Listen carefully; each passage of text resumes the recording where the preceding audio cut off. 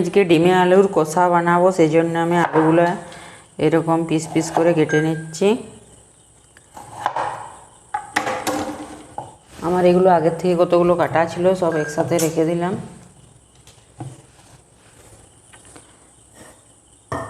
আমি এখানে 4টা ডিম নিয়ে নিয়েছি, একটা মিডিয়াম সাইজের পেঁয়াজ, 5টা কাঁচা লঙ্কা, আদা রসুন আমি সব কিছু এখানে রেডি করে নিয়েছি।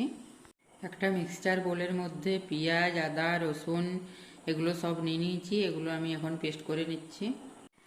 আমি এখন গ্যাসের মধ্যে একটা কড়া বস করে দিয়েছি, তার মধ্যে 1 গ্লাস জল অ্যাড করে দিলাম। আমি আর 1 গ্লাস জল দিয়ে দিলাম। এখন আমি ডিমগুলো দিয়ে দিচ্ছি।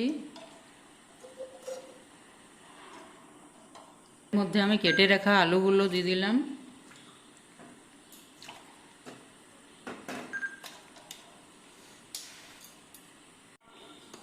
জলটার মধ্যে আমি 1 চামচ লবণ দিয়ে দিলাম। এরপর আমি এটাকে ঢাকা দিয়ে দিলাম, 10 মিনিট ধরে সিদ্ধ করতে দিচ্ছি। ডিম আলুগুলো সিদ্ধ হয়ে গেছে, এগুলো ছাড়িয়ে রেডি করে নিচ্ছি। আমি এখন কড়াটার মধ্যে তেল দিয়ে দিচ্ছি। ডিম আলুগুলোর মধ্যে আমি নুন দিয়ে দিলাম। এরপরে এর মধ্যে হলুদ দিয়ে দিচ্ছি। এরপরে আমি এগুলোকে ভালোভাবে নেড়ে চেড়ে নিচ্ছি।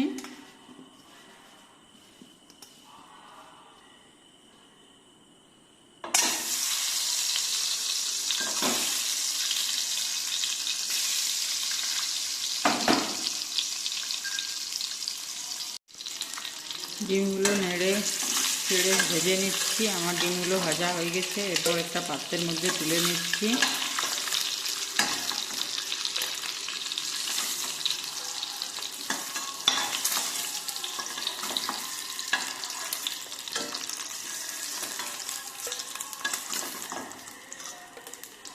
আমি এই তেলটার মধ্যে আলুগুলো দিয়ে দিচ্ছি।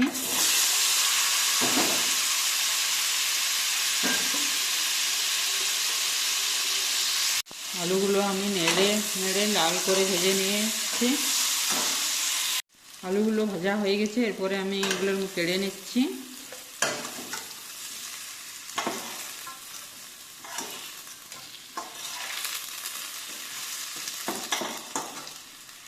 কড়াটার মধ্যে আমি এখন তেল দিয়ে দিচ্ছি।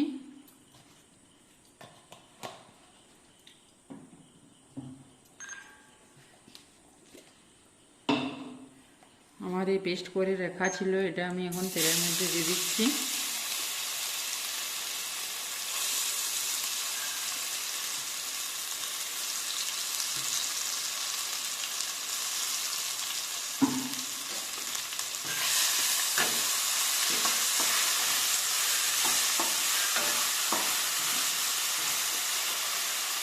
মশলাগুলো ভাজা হয়ে গেছে, এখন আমি এর মধ্যে হলুদ গুঁড়ো দিয়ে দিচ্ছি,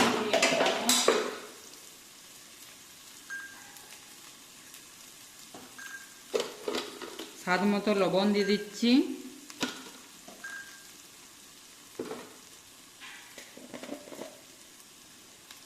লঙ্কা গুঁড়ো দিয়ে দিচ্ছি 1 চামচ।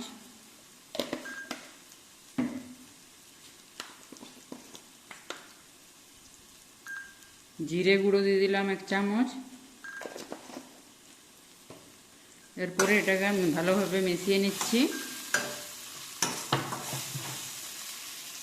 মশলাটা কষা হয়ে গেছে, এখন আমি জল দিয়ে দিচ্ছি।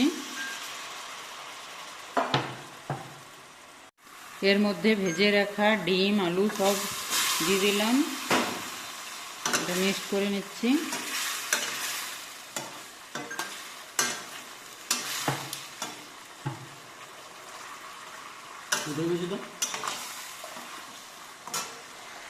রান্নাটা কমপ্লিট হয়ে গেছে।